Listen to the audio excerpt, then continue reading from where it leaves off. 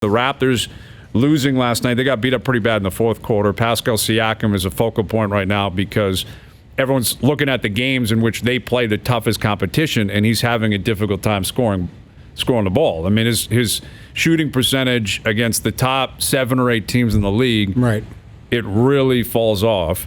And I think this not is a cool thing to have.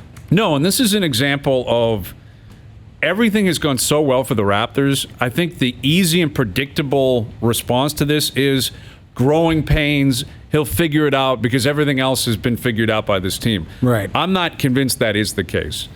He has never been the number one guy on his team, ever in his life. How often do you get to the NBA, NHL, NFL, and all of a sudden it's like you're the king and you have to be comfortable in that position? I don't know if this is just going to be a learning curve and eventually it will click. He's a great player. He's worth the max contract. He will give you solid production. But I'm not convinced he's going to get to a point. You don't think he's a top tier? I don't know if he is. He's not yet.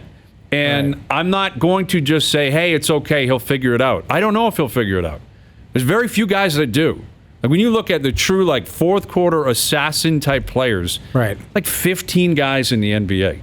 Now, if he's like the 20th best player, that's still a really good player. Right. And he will contribute in different areas. And the beauty of it is they have Lowry, who's capable of hitting big shots. Van Fleet is capable of hitting big shots. But does that concern you come the finals or come the semifinals when if it's just him? On the other side, they got a guy who's a top tenor. Right. That cleans house when need to be. It has to be the primary concern. Quite frankly, the only concern. Right. When I look at this Raptors team. Now, injuries, they have been just decimated, man, over the weekend. Fred's out, Ibaka's out, Gasol's still out. Like, eventually it's going to hit them a little bit. Now they've lost 2 in a row, which is nothing in terms of a losing streak. But for this team, feels like a mountain because they don't go on losing streaks.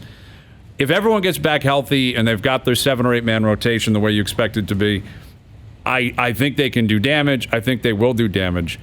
But I'm not willing to just accept that in a month it's going to click for Siakam.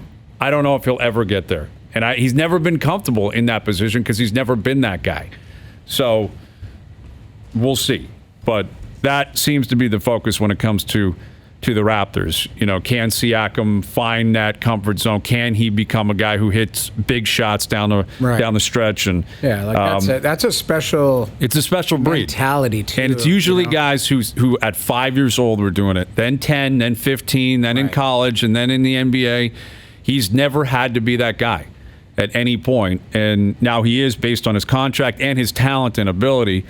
But I don't think it's just going to click for him this year anyway. Like maybe years down the road, but I don't expect it to happen between now and the end of the year. So I think it's going to have to be, offense by committee, which can work for you, but at times it's going to become an isolation game. At times it's going to be basically, can your best player beat our best player? And that's where leads he'll me be to a bit of concern. right? That's where he'll be challenged.